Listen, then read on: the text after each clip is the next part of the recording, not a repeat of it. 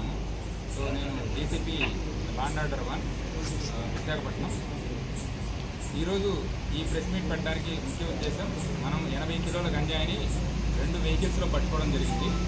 ఈ 2 వెహికల్స్ని కూడా మనకి క్లియర్గా ఉన్న ఇన్ఫర్మేషన్తో బోయపాలెం జంక్షన్ దగ్గర మనము ట్రాఫిక్ సిగ్నల్స్ ఆపేయడం ద్వారా ఒక 2 వెహికల్స్ వస్తున్నాయని సమాచారం. దానిలో ఒకటి ఫస్ట్ పైలట్ చేసుకుంటూ వస్తున్నారు, దాని వెనకాల మరొక కారు ఏపీ రిజిస్ట్రేషన్తో దాన్ని ఫాలో అవుతూ అందులో కొంత గంజాయిని పెట్టుకుని వస్తున్నారన్న సమాచారంతో మనము కావాలని ఒక సిగ్నల్ ఆపేయడం ద్వారా ముందరుండే కారు ఆగిపోయింది. వెనకాల వాళ్ళు జనరల్గా గంజాయి వెహికల్స్ ఏవైనా సరే చాలా స్పీడ్గా వస్తుంటే వాటిని ఆపడం అనేది చాలా కష్టం.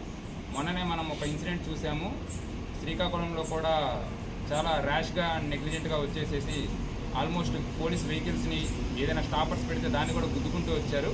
సో ఈసారి మేము దానికి కొంచెం డిఫరెంట్గా ఏదైతే సరే జంక్షన్స్ ఉంటాయో జంక్షన్లోనే మనం కనుక కొంచెంసేపు ట్రాఫిక్ ఆగినట్లయితే వెహికల్స్ అక్కడికి వచ్చేసి కొంచెం ఆగుతాయి అనే ఉద్దేశంతో మనం కావాలని అక్కడ ట్రాఫిక్ సిగ్నల్ ఆపేసేసి సో ఫస్ట్ వచ్చే పైలట్ని ఆపేసాము. వెనకాల నుంచి వచ్చే వాహనం ఏదైతే ఉందో అది పైలట్నే కొంచెం గుద్దుకొని ఆగిపోవడం జరిగింది. ఇమీడియట్గా అక్కడ ఉన్న టీము ఏవైతే ఈ 2 వెహికల్స్ మనం క్లియర్ ఇన్ఫర్మేషన్ ఉందో వాటిని మనము స్వాధీనం చేసుకోవడం, అందులో ఉండే 4 వ్యక్తుల్ని మనము ఇమీడియట్గా అదుపులోని తీసుకోవడం, అలానే ఆ వెహికల్స్లో ఏదైతే గాంజా ఉందో ఆ గాంజాని కూడా మనం సీజ్ చేసేసి ఇమీడియట్గా ఆనందపురం పోలీస్ స్టేషన్కి తీసుకురావడం జరిగింది.